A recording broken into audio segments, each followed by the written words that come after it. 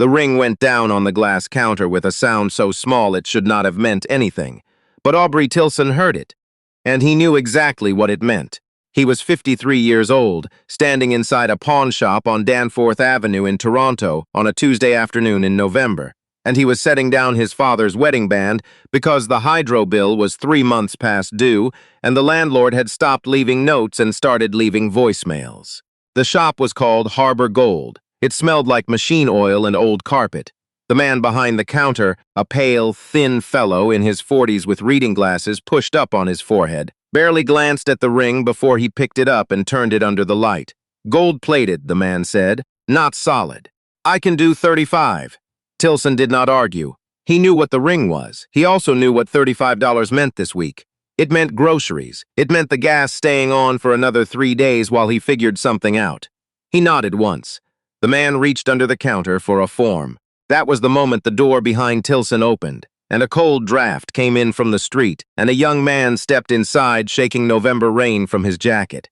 His name was Darnell Osikofi, 24 years old, born in Brampton, currently working 2 jobs, one of which was a dispatch shift at a courier company that started at 5 in the morning, and the other of which was a part-time position at a hardware store on Parliament Street that paid $11 above minimum wage and made his back hurt by Thursday. Darnell had come to Harbor Gold because his supervisor at the courier company, a man named Gord, who Darnell had never once seen smile, had told him that if he wanted to keep his position, he needed a smartphone that could run the dispatch app, and the phone Darnell currently owned was a model from 4 years ago that crashed every time he opened more than 2 applications at once.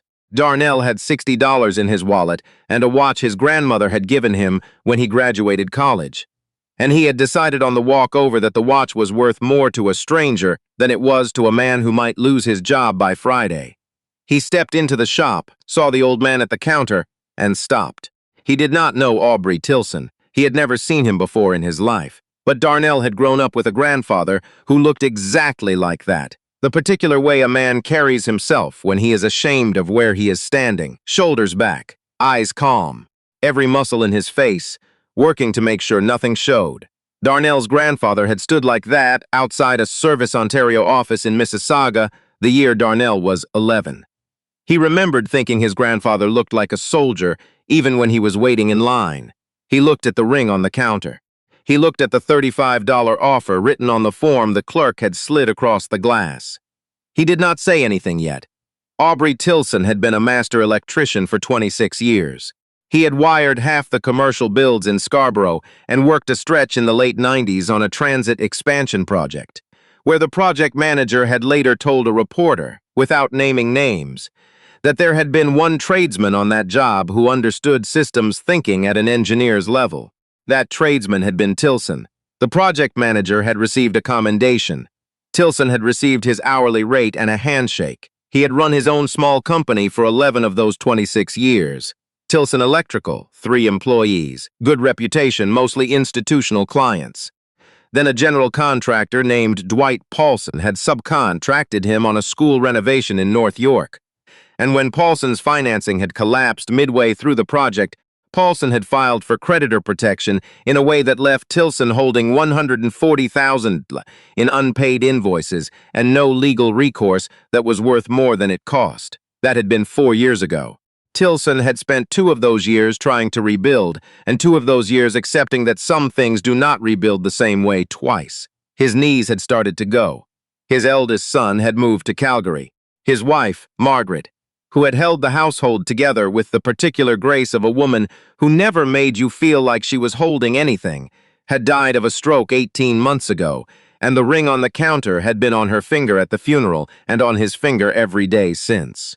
He had taken it off this morning standing at the bathroom sink, and he had not looked at it since he put it in his jacket pocket. $35. He reached for the pen. "Excuse me," Darnell said. Tilson turned. The young man was maybe 6 feet tall, jacket still damp, a watch in his hand that he had not yet offered to the clerk. He was looking at Tilson the way Tilson's son used to look at him when something was wrong, but the boy had not yet decided whether to say it.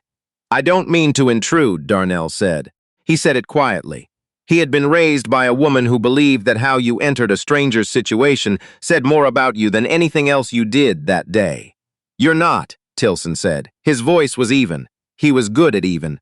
Darnell looked at the ring on the counter. Then he looked at Tilson.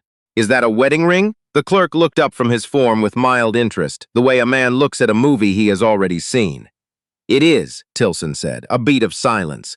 The rain ticked against the shop window. "My grandmother gave me this watch when I graduated," Darnell said. "I came in here to sell it so I could keep my job." He held it up briefly, then set it on the counter beside the ring, not offering it, just placing it. "If you'll let me, I'd like to buy that ring back before you sign anything." Tilson looked at him for a long moment. "Son," he said, and there was no condescension in it, only the kind of firmness that comes from a man who has had to say difficult things clearly his whole life. "I appreciate what you're doing, but I don't take charity." "I know," Darnell said. "I'm not offering charity." "Then what are you offering?" Darnell thought about it for a second. "A loan," he said, "with no interest and no timeline, from somebody who doesn't need the money back right now and has reasons to believe you're good for it." Tilson almost laughed. It surprised him, the almost law. "You don't know the first thing about me." "I know you're standing here," Darnell said. "I know that ring has been on your hand. I know you're not somebody who does this easily." He paused. "That's enough to go on." The clerk cleared his throat. "So we're not doing the ring today?" Neither of them answered him. They ended up standing outside under the overhang of the shop while the rain came down on Danforth because Tilson had said he needed air and Darnell had followed without being asked, and neither of them had discussed it. Tilson had his hands in his pockets.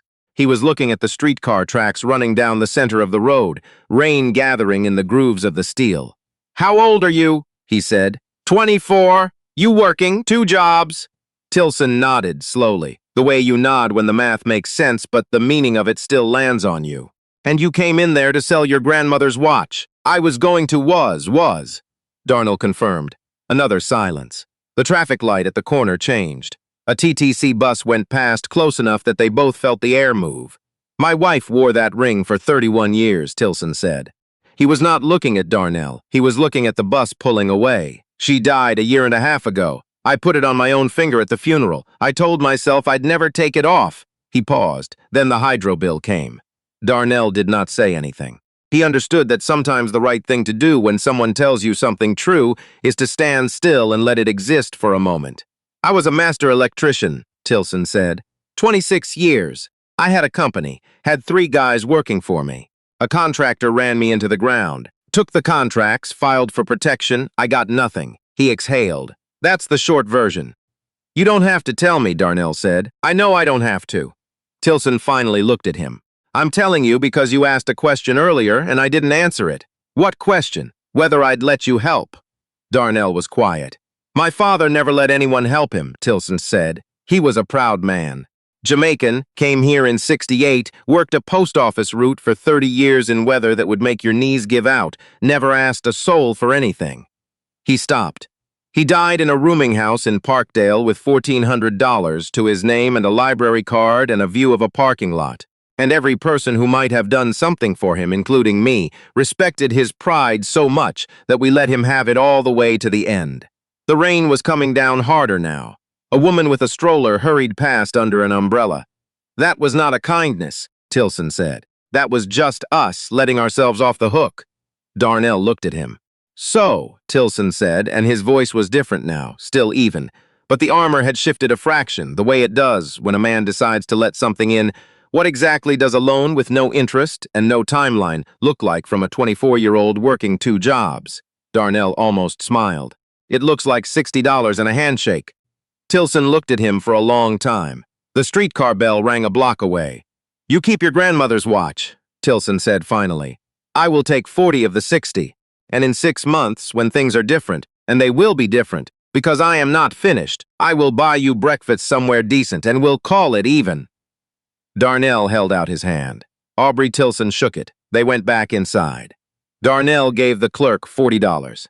The clerk handed the ring back to Tilson without much ceremony, as if this kind of thing happened all the time, which it did not. Tilson put the ring in his breast pocket, not on his finger, not yet, but close, and said thank you in a way that made Darnell understand the word had not been cheap to say. Darnell sold the watch anyway, not the grandmother's watch.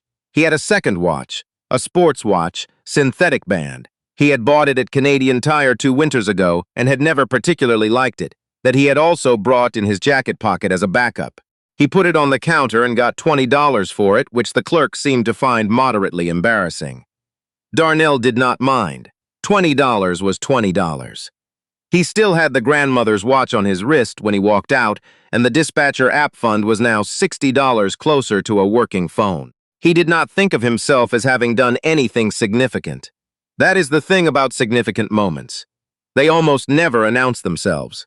Tilson walked home along Danforth in the rain without an umbrella, which he had not bothered to bring, because he had not wanted to think too carefully about what he was going out to do that afternoon. The ring was in his breast pocket. He could feel the slight weight of it against his chest. He thought about his father. He thought about a man standing at a post office sorting counter at 4:30 in the morning in January in a city that had not yet decided what to make of him, doing work that the people who benefited from it never saw, with a pride so intact and so complete that it had become, by the end, a kind of wall. Tilson had spent a lot of years building the same wall. He was not certain he wanted to stop, but he was beginning to think the wall was not what he had always told himself it was. He stopped at the corner of Greenwood and stood there for a moment in the rain, people moving around him on the sidewalk, and he took the ring out of his breast pocket and looked at it. He put it back on his finger. It fit the same way it always had. His name was Aubrey Tilson, and he was 53 years old, and he had been a master electrician and a business owner and a husband and a father, and 4 years of misfortune had reduced him to standing in a pawn shop on a Tuesday afternoon, trying to sell the last significant object in his possession for $35. He was not a small man. He had never been a small man. But the world has a way of making even substantial people feel like they are taking up too much space in the wrong places. What Darnell O.C. Kofi had done, and Darnell would not have described it this way, would have called it nothing, would have changed the subject, was see him anyway, not the circumstances. Not the man with the hydro bill and the dead company and the 3 months overdue grief that had not properly landed yet. Tilson himself. The man who had wired half of Scarborough and understood systems at an engineer's level and had shaken a post office worker's hand at the end of 30 years and said, "Dad, I see what that cost you." A 24-year-old man from Brampton had walked into a pawn shop on Danforth Avenue and had done the thing that all of Tilson's pride would not let the people closest to him do. He had not looked away. 3 weeks later, Tilson called a former client, a property management company in Etobicoke that had used Tilson Electrical years ago and had moved on to another contractor when Tilson's company dissolved. He had not called them in 4 years. He had been too proud to explain what had happened, too proud to ask if there was anything going, too proud to be the man calling instead of the man being called. He called them at 8:30 on a Monday morning and asked for the facilities manager, a woman named Renata, who had always been straightforward with him. Renata said she was surprised to hear from him. She said she had wondered what had happened to his company. She said she was going to be honest. They had a contractor currently, and they were not looking to change. Then she said, they did have a building on Shepherd with a panel upgrade that the current contractor had quoted high on, and if Tilson wanted to take a look and put a number together, she would hear it. He went the next morning. He spent 2 hours in the mechanical room with a flashlight and a notepad, the same way he had spent 2 hours in mechanical rooms for a quarter century. His knees ached. He did not care.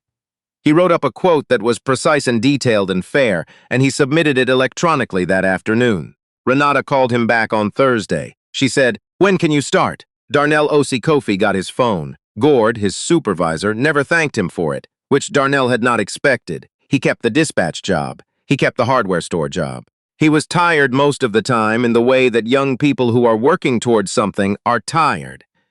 Not the gray exhaustion of a man who has stopped believing, but the physical tiredness of someone moving through something difficult towards something better, which is a different quality of tired entirely. He thought about the old man sometimes. He did not know his name. He had not asked.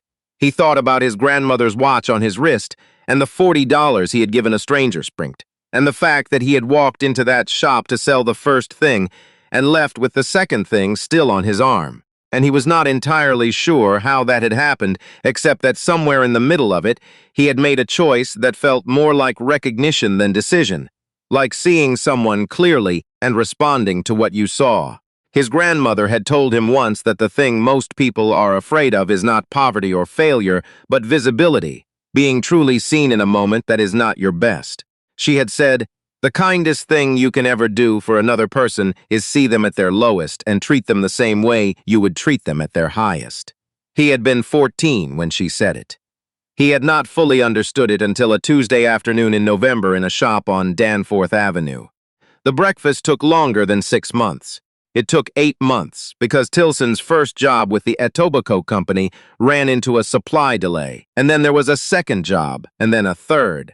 And by the time things had stabilized enough for Tilson to feel like the man offering breakfast rather than the man receiving it. Spring had come and gone, and they were into the following July. He had Darnell's number because Darnell had given it to him outside the shop, written on the back of a courier receipt, the paper already damp from the rain. Tilson had kept it in the same breast pocket as the ring for the first month, then transferred it to a small leather notebook he kept on the kitchen counter. He called on a Thursday evening. Darnell answered on the second ring. "I owe you breakfast," Tilson said. There was a pause, and then Darnell laughed. A short, genuine sound.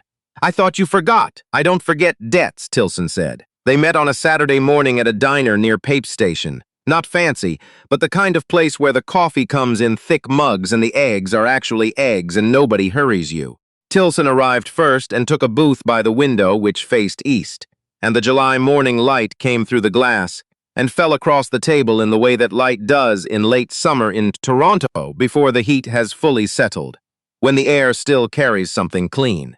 Darnell arrived 6 minutes late, jacket off because of the heat, grandmother's watch on his wrist. Tilson stood when he came in. He did not have to think about it. He simply stood. They shook hands, they sat down. The server came, and they ordered, and the morning went on around them the way mornings do. The street outside moving, a streetcar ringing somewhere, a child at the next table explaining something urgent to a parent who was listening carefully. Tilson put something on the table between them, a card, his own name on it, Tilson Electrical, and a phone number and an email address. "New cards," he said. Darnell picked it up. He looked at it for a moment. "You're back," he said. "I'm back," Tilson said. Darnell set the card down carefully, the way you set down something you intend to keep. If you had been at Harbor Gold on Danforth Avenue on that November afternoon and watched it all happen, the ring going down on the counter, the door opening, the two men standing outside in the rain talking in the particular way that strangers sometimes talk when something true is happening, you might not have thought it looked like much. A middle-aged man, a young man, $40, a handshake. But here is what Aubrey Tilson knew by July, and what Darnell O.C. Kofi had known in some form all along, and what neither of them would have said out loud, but both of them felt. The moment a person decides to see someone clearly instead of looking away, that is not a small moment. It does not feel dramatic. It does not arrive with music. It arrives the way most real things arrive, quietly in the middle of an ordinary afternoon when the rain is coming down and there is a decision to be made and nobody is watching to see what you do. Tilson's father had died in a rooming house in Parkdale with his pride entirely intact. Tilson had almost done the same thing. He was wearing his ring. He was drinking coffee across from a young man who had seen him clearly on the worst afternoon in 4 years. Outside, the July morning was continuing. The streetcar rang again. The ring caught the light for a moment. Nothing dramatic, just the ordinary glint of gold in morning sun. And then it was just a ring again on the hand of a man who had decided he was not finished.